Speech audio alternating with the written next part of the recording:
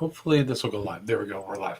Hi, this is William Ramsey. Welcome to William Ramsey Investigates. On today's show, I have a returning guest, a very special guest. His name is Dr. Phil Fernandes, and we spoke back on July 22nd about a book he wrote titled The Atheist Delusion, a Christian response to Christopher Hitchens and Richard Dawkins.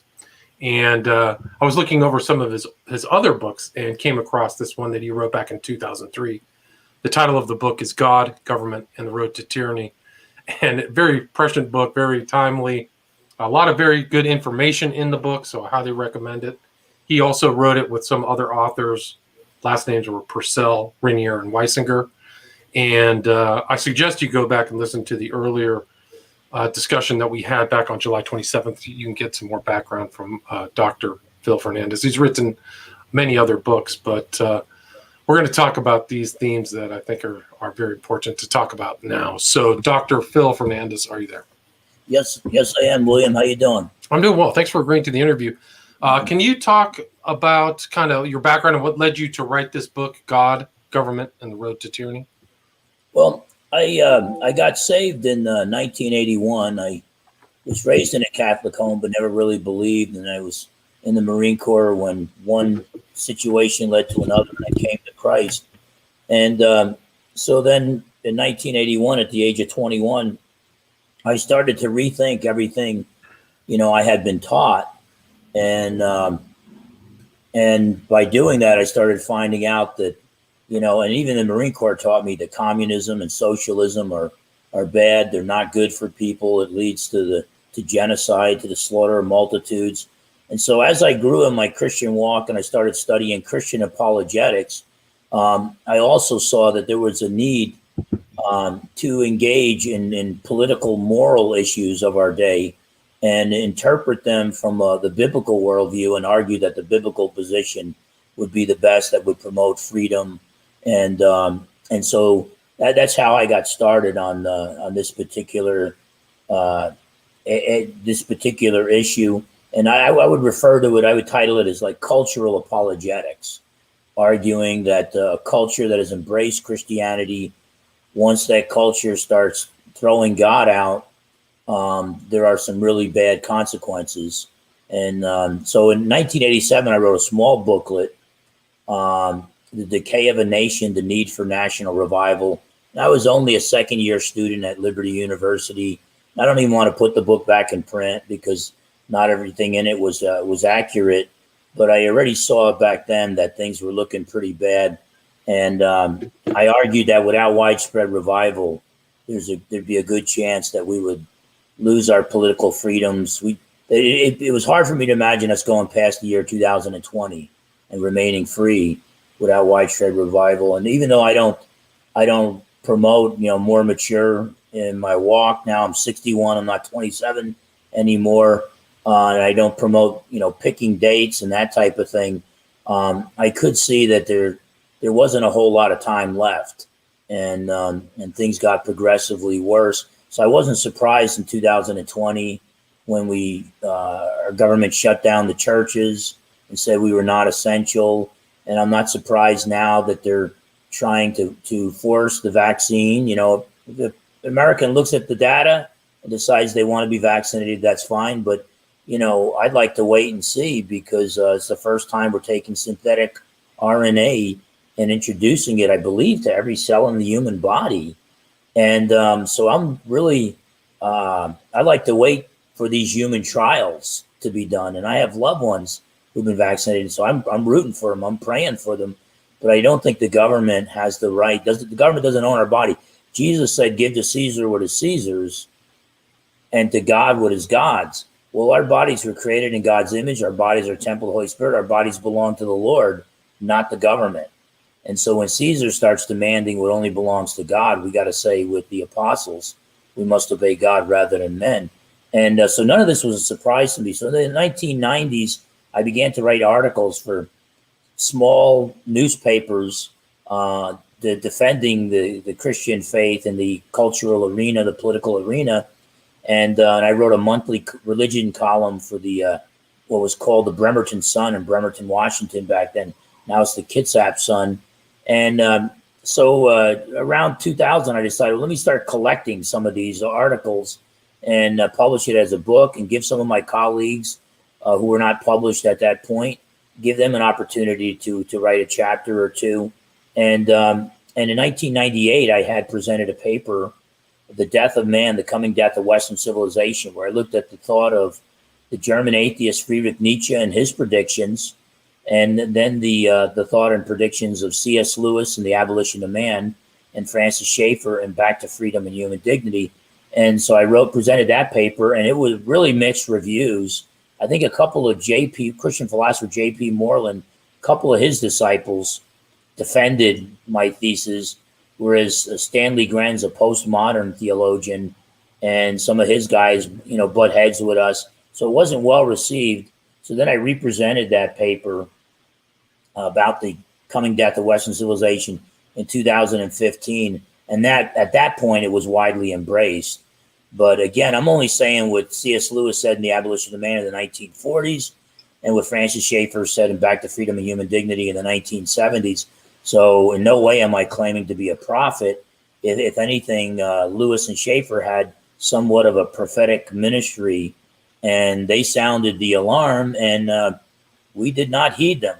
And so it's late in the game at this point. I agree. But Dr. Fernandes, can you help? I mean, I've heard of Schaefer. I have a very topical Wikipedia understanding of Schaefer, but you start your book off mentioning Schaefer in the Christian Manifesto. Can you expand on that for the audience and talk about who Schaefer was and why he's important? Yeah, Francis Schaefer was a very conservative Presbyterian minister, and I'm not even Presbyterian myself, but he was a Christian thinker who had studied under another great Christian thinker, Cornelius Van Til. Schaefer had a mind of his own, so they disagreed on some issues, but he saw Western civilization going down, and he started his L'Abri fellowship. It was like the shelter, him and his wife Edith, over in Europe, in Switzerland. So he could see that, generally speaking, Germany is about 40 years ahead of Europe in its intellectual thought, and then Europe is about 40 years ahead of America. So what he saw in the 70s going on in Europe, he knew was going to be coming to America. But he had a ministry to intellectual dropouts, people who were thinking about suicide, and if there's no God, there's no truth, there's no morality, there's no meaning, why even live? And some of them, as a last resort, visited Francis and Edith Schaefer and were led to the Lord. Os Guinness is one of his disciples, John Whitehead. Many great thinkers today were trained by Schaefer. But Schaefer, in his Christian Manifesto, he said one of the problems with Christians is that we handle political moral issues as individual issues, and we don't see that what's going on is a replacing of the Christian worldview with an entirely new secular / neo-pagan worldview. And until we look at it in reference to worldview and see that what needed to be defended was a robust defense of the Christian worldview, as long as we looked at things in little bits and pieces and not looked at the whole, we would miss the boat. And so he came at it. He would look at the individual political issues of his day, but he would look at it from the perspective of the Christian worldview and defend it from that perspective. And he also believed that the founding fathers, not all were Christian, some were deists, but they all basically had a Christian understanding of creation and the fall. And so they built our limited government, our experiment with freedom, upon those principles. And we weren't perfect, and obviously slavery was an issue that many of our founding fathers wanted to be fixed early on, and it took a war, a civil war, to finally settle that issue. But Schaefer was looking at it from a Christian perspective, a great Christian thinker. I don't agree with him on everything, but he was a great Christian thinker, and that taught us to look at how Western civilization was dominated by the Christian worldview, and we flourished and experienced freedom like no other civilization But as time went on, with modernism and Enlightenment rationalism, we began to attack the Bible, and it led to deism, a God that doesn't perform miracles, which eventually led to atheism, no God. And then modernism, the idea that we could find all truth and solve all our problems through human reason alone, eventually gave way to postmodernism, where we no longer believe in universal truth and absolute morality. And in fact, we don't even believe in the individual anymore. An individual is just a product of their community. And since there's no truth, it's the community's narrative.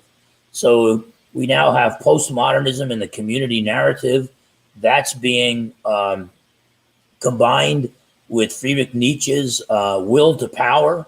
If reason and truth are gone, all that's left is man's will to power. All that's left is shouting.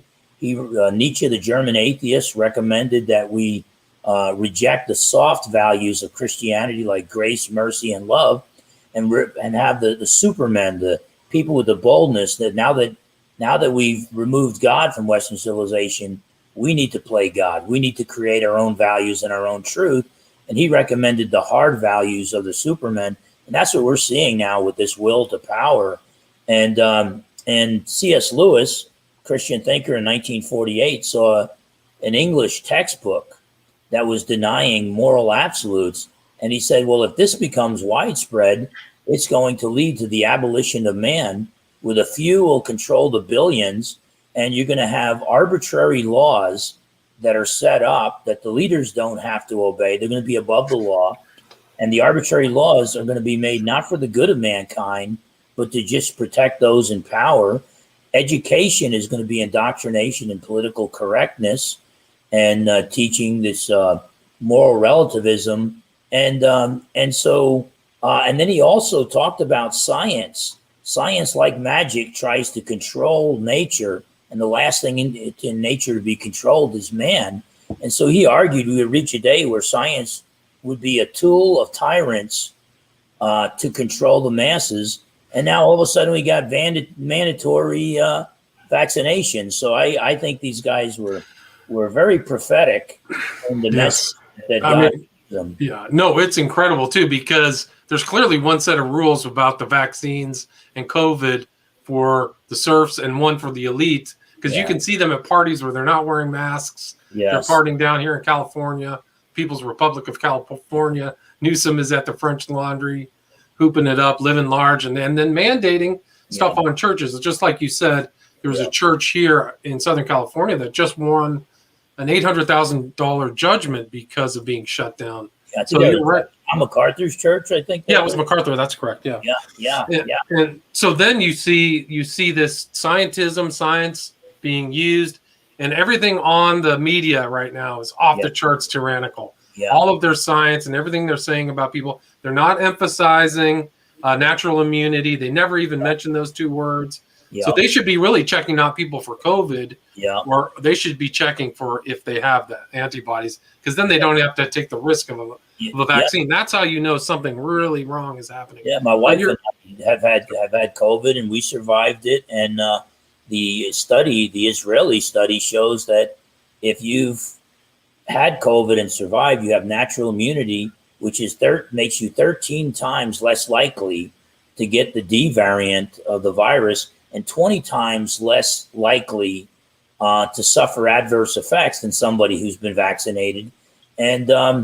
But if you've had the virus and you get vaccinated, you're twice as likely to have adverse effects.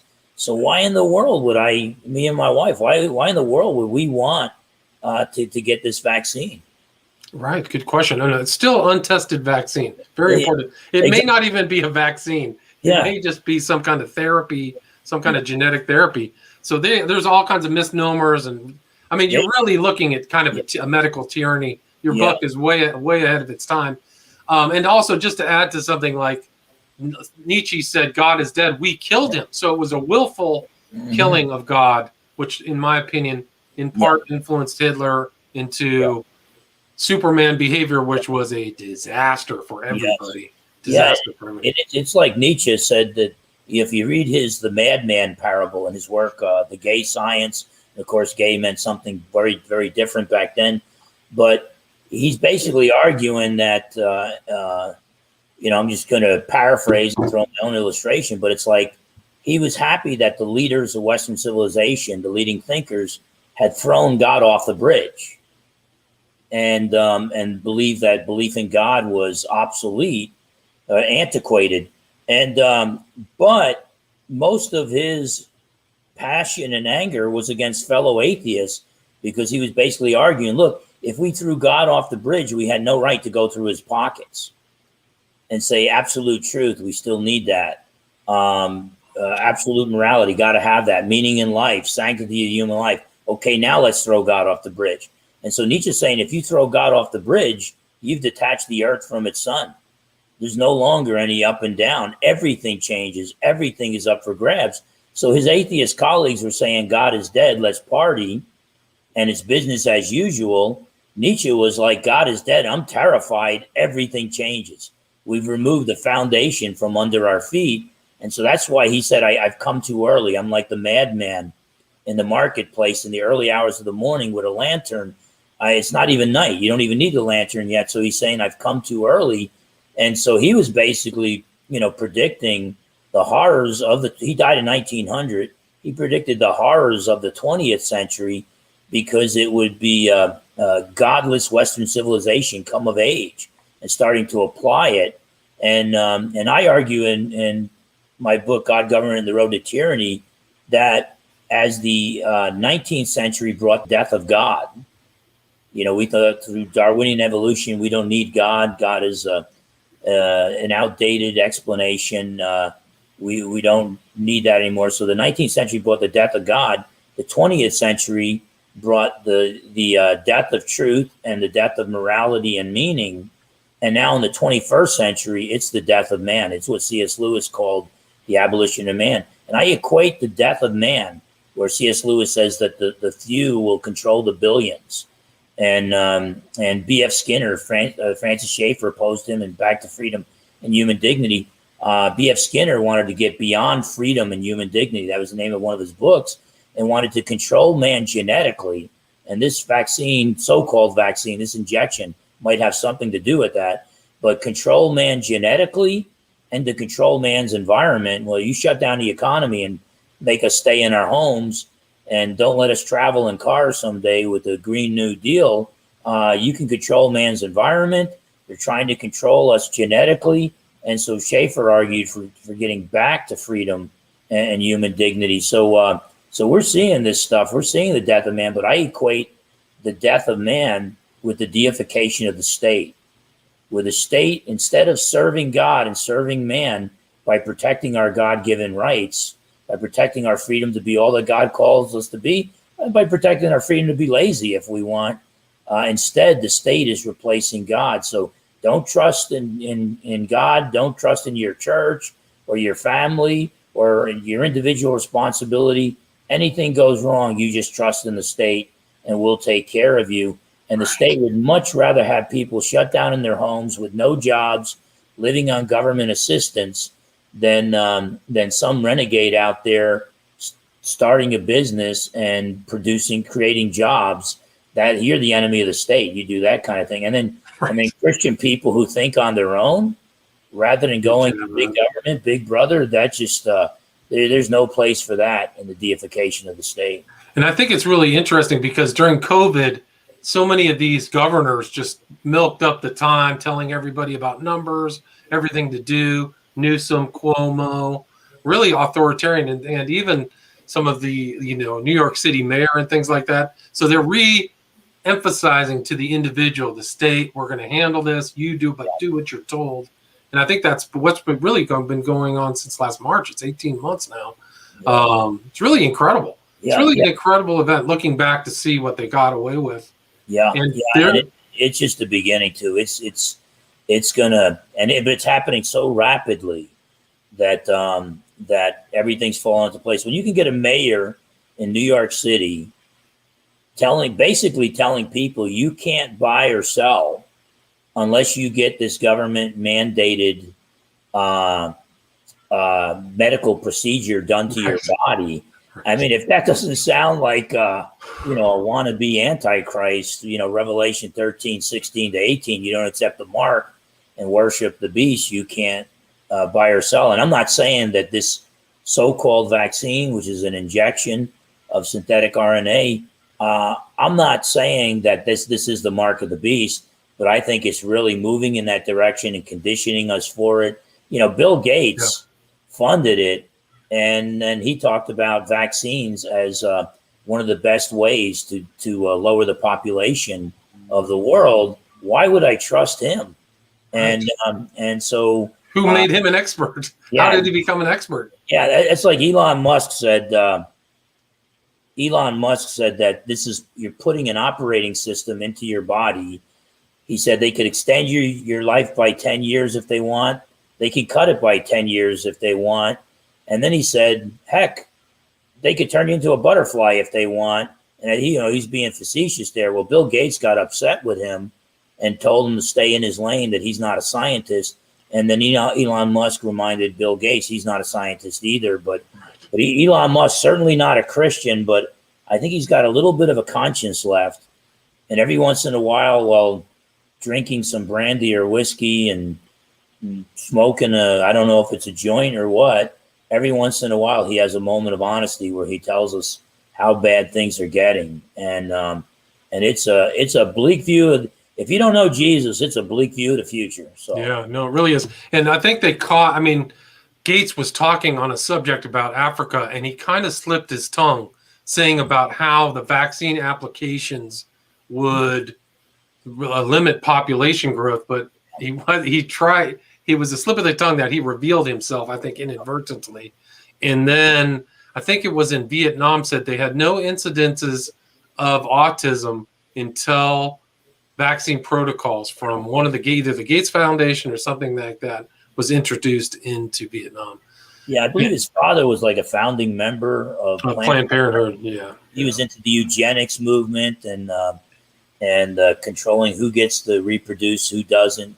Sterilization is a big thing on the mind of Bill Gates. If you listen close enough to him, that's what he's about. So this is what I call the depraved new world. We choose a world without God. We're not going to look to God, and man plays God, and the government plays God. It's an ugly scenario. The Dr. R.J. Rummel, University of Hawaii, I refer to him in my book, God, Government, and the Road to Tyranny. He coined the term democide, death by government. And he showed that during peacetime, or at least apart from war, between 1917 and 1991, between 170 million and 320 million people were killed by their own governments. And so big God, and that's more than all the people have died in all of mankind's wars put together. And it's just a 70-year period. And so basically big government has proven itself in the 20th century to be the number one serial murderer of all time. Yet we go into the 21st century with an enormous amount of faith in big government, almost a worship of government, the deification of the state. So as hundreds of millions were slaughtered by big government in the 20th century, in the 21st century, it's going to be billions unless the Western civilization repents and we have revival and turn back to the God who has prospered and blessed us so greatly. And I think that a lot of those, I think if you parse through those hundreds of millions who died, their governments were all atheistic, communistic type of entities. So they didn't have, and I think you make an important point in your book where the current idea of looking at our founders is that they were deists or not Christian, but they were informed by the Christian faith by putting stuff in. I think you mentioned Blackstone and God, nature's God and stuff like that. Yeah. In fact, Thomas Jefferson and Ben Franklin didn't believe God could supersede the laws of nature, but they still believed God could answer prayer through natural physical laws. And they did believe that the Bible was just, merely a collection of human books. However, it was, in their estimation, the greatest wisdom of man in reference to government and morality. And but I would argue that the biblical basis of human government, human life, we were created in God's image, so human life is worth protecting. And then the fall, well, now human life needs protecting. However, who's going to lead human government? It's going to be fallen humans. So you need to figure out a way to separate their powers and limit the size of government. The founding fathers did that with separation of powers and state sovereignty and things of that sort, and checks and balances. And but yeah, no, it's you get if the government does not recognize an authority above itself, recognizes no God above itself, that government will eventually play God. And if all our politicians that either deny the biblical doctrines of creation and the fall, they're either good guys who are very inconsistent, good guys, I mean, in the eyes of man, but more than likely, they're only going to engage, if they don't believe human life is worth protecting and needs protecting, if they deny the biblical doctrines of creation and the fall, then more than likely they became politicians for the power. Right. And I think that you see you also talk about the new world order. You can see this whole COVID event as a global phenomenon. You can see what's happening in Australia and some of these other countries. It's not just the U.S. Can you talk about your thoughts about COVID and the new world order? And yeah, it's being used. It's like what Rob Emanuel once said, that never let a crisis go wasted. And so 9/11 was a crisis. And there were even guys on the Republican side of the aisle that almost turned us into a police state. And people like Rand Paul stood against that, Rand Paul and Ron Paul. But now we have with COVID, it's the new crisis. They got to milk it for what it's worth. And as much freedom, whatever freedom we give up during a crisis, we never get back. Politicians never downsize. And so Klaus Schwab of the World Economic Forum wants to use COVID as an excuse for the Great Reset. He wants to reset the whole global economy because of this. And they call it stakeholder capitalism. That's just code for global socialism. And so instead of the shareholders, the company trying to do good for those who invest in the company, companies' decisions should be made based on everyone whose livelihood is at stake, which in their view is everybody on the planet. And these guys are environmental extremists and all. So, and the intellectuals will speak for the multitudes. They know what's best for us. We can't figure it out. We can't decide whether we need this injection or not. The brilliant intellectual elitists will decide. B.F. Skinner's, beyond freedom and human dignity. And so they want to control our environment, control us genetically. But yeah, the World Economic Forum is pushing for this. And John Kerry, there was an excellent article in the New American magazine. I think the author was Alex Newman, showing how John Kerry reassured Klaus Schwab that America, now that Biden's the president, America would move very rapidly towards the global reset. Wow. And European leaders and leaders in the World Economic Forum were questioning how quickly we would be able to do it. But John Kerry was saying, no, this is going to come down in a really quick manner. And it's amazing. Donald Trump, kind of grumpy guy, reminded me of some of my grumpy uncles. And but the fact of the matter is, he loved America. He wanted to keep America sovereign, and he was willing to fight globalism. And you can see that from his speeches at the United Nations. But just compare that with President Obama's speeches before the United Nations, where he spoke of nationalism almost as if it was some kind of a undesirable disease. And so whatever the case, we are not in good hands right now. And I think the only thing we've got going for us politically is the Supreme Court, the makeup of the Supreme Court. But if the leftists, if the neo-Marxists in power can figure out a way to pack the court, politically speaking, it's all over. It's all over. Yeah. And I mean, you do have what's the Christian view of communism, and what would be your critique of the kind of Marxist outlook?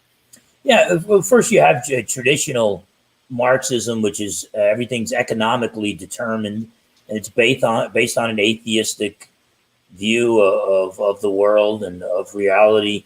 And so with Marx, he uses the Hegelian dialectic, and so he thought it was economically determined that we would move towards the classless society, but we've got to move from, capitalist states have to move to socialism first, where you have after the revolution, you have a dictatorship of the proletariat, dictatorship of the working class. Well, that never worked anywhere. So for Lenin, the dictatorship of the proletariat actually became the dictatorship of the professional revolutionaries, of these cold-blooded murderers, and we see how that turned out. But Antonio Gramsci, and people will view communism as sharing. That's not sharing. When the government confiscates all the property, steals what you have, and then redistributes it the way it wants to, which means most of it goes to them, very little goes to the people, and we all get equally enslaved. That's not, in the book of Acts, it was compassionate capitalism, where you shared what you had with others.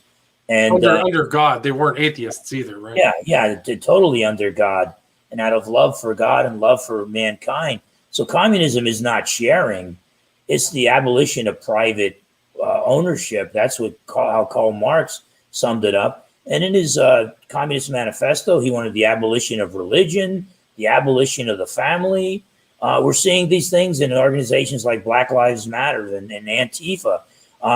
But economic Marxism is dead. So what grew out of it was Antonio Gramsci out of Italy and the Frankfurt School out of Germany. They saw that Marxism failed because Marx was predicting there's going to be global war coming out of Europe.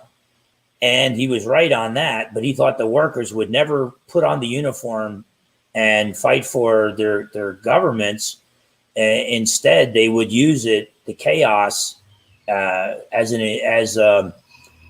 something to help them with their Marxist revolution. Well, it never happened.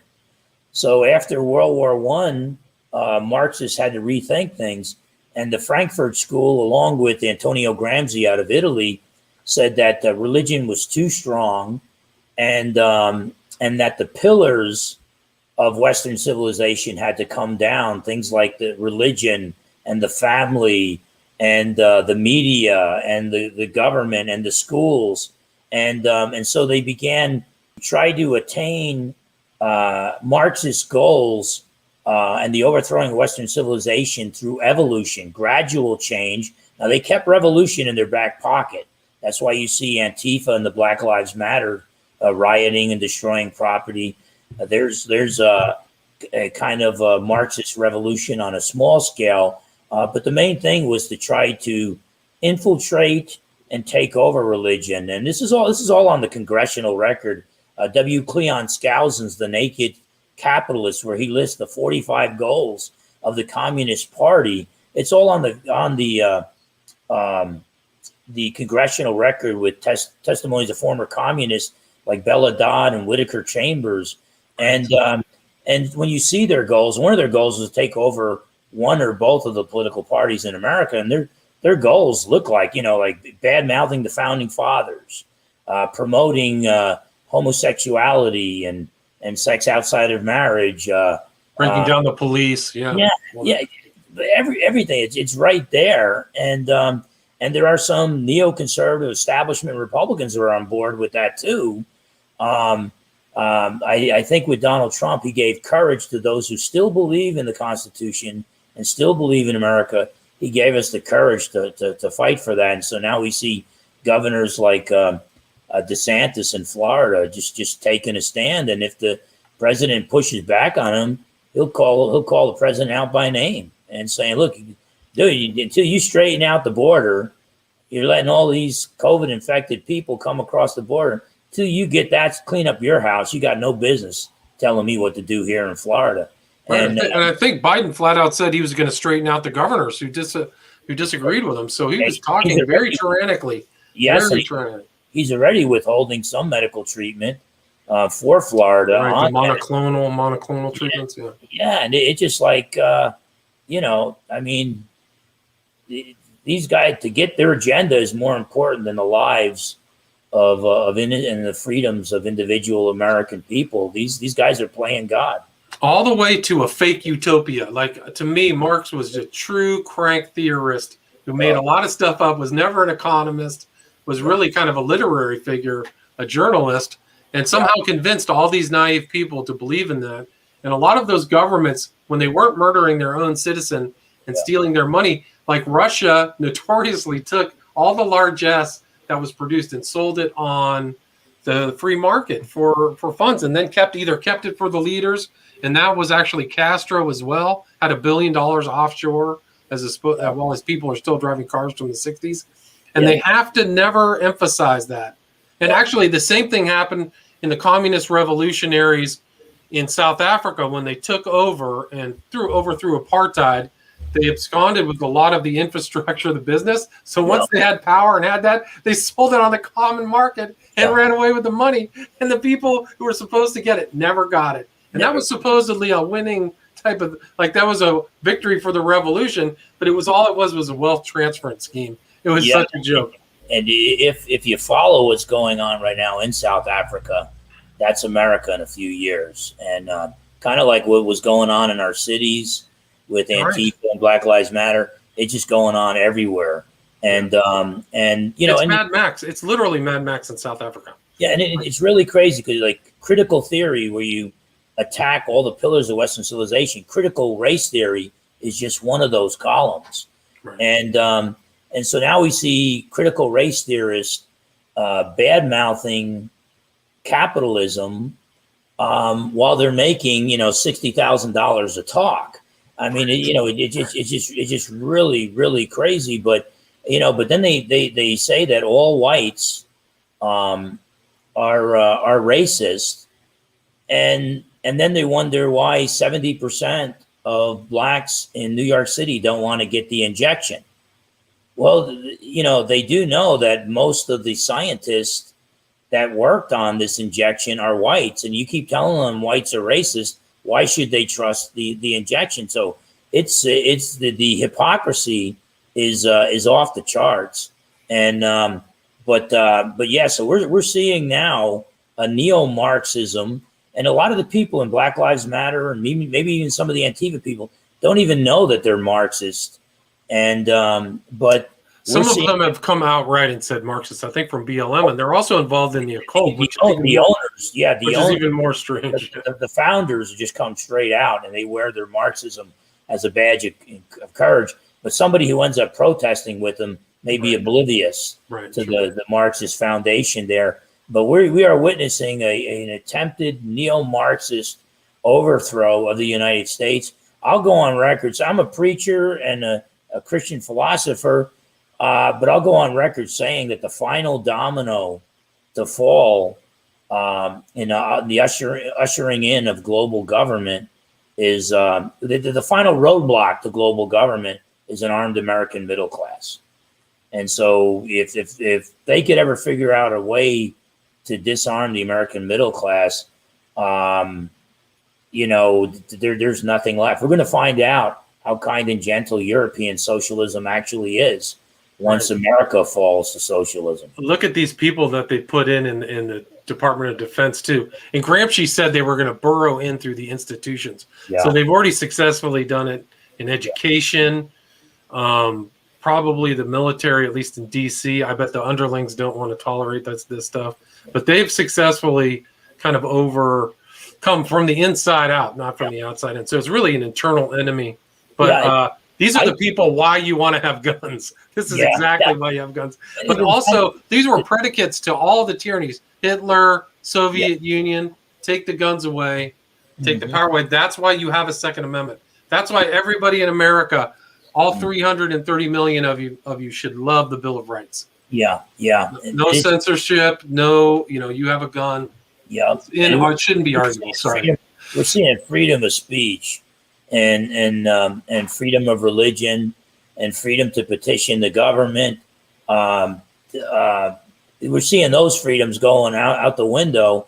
But the way you enforce those freedoms It's credited to Thomas Jefferson that a government where the government fears the people, there is liberty, but when the people fear the government, there's tyranny.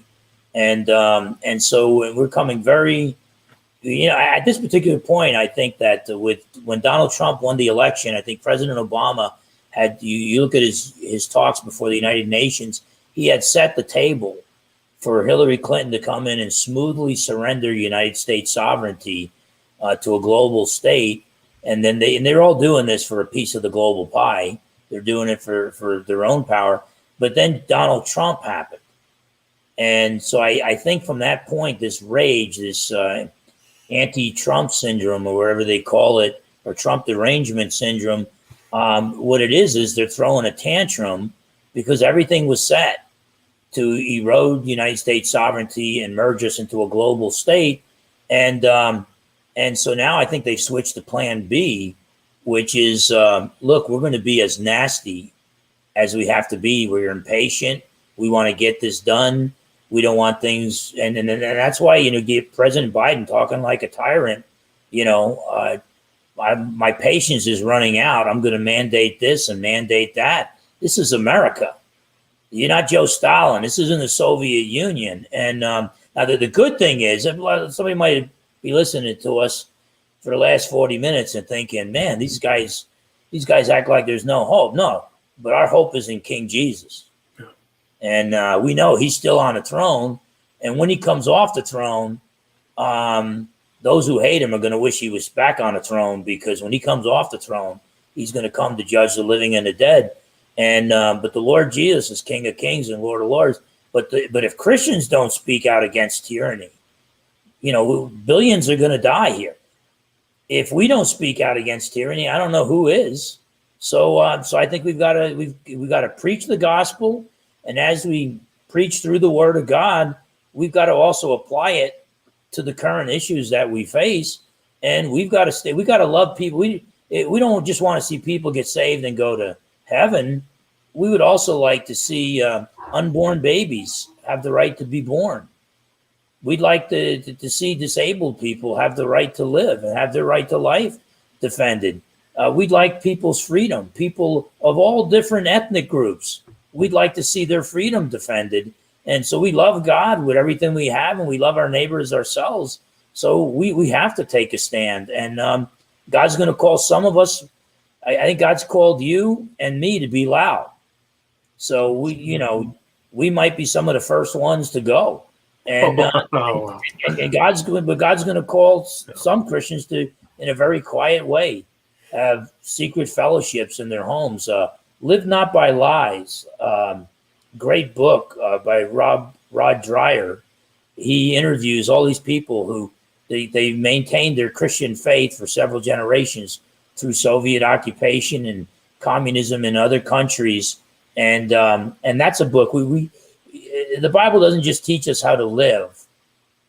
The Bible teaches us how to suffer and die in a way that is pleasing to our Master. And so we've got to teach our people to fight for life, to stand for life, but we've got to also have the courage to teach our people how to be willing to suffer and die and be persecuted for our faith, as so many of our brothers around the world have gone through. Amen. It's really true. I mean, it's scary to think, but that's, I think, where we're headed here in the United States, if we're not there yet. So, but that was a great way to end it. Again, the title of the book is God, Government, and the Road to Tyranny, published 2003, way ahead of its time, by Dr. Phil Fernandes. Thank you, Mr. Fernandes. Oh, God bless you, William. God Keep bless doing you, what you're doing. You got a lot of courage, and you speak Yeah. the truth in love, brother. All right. God bless. Stay there.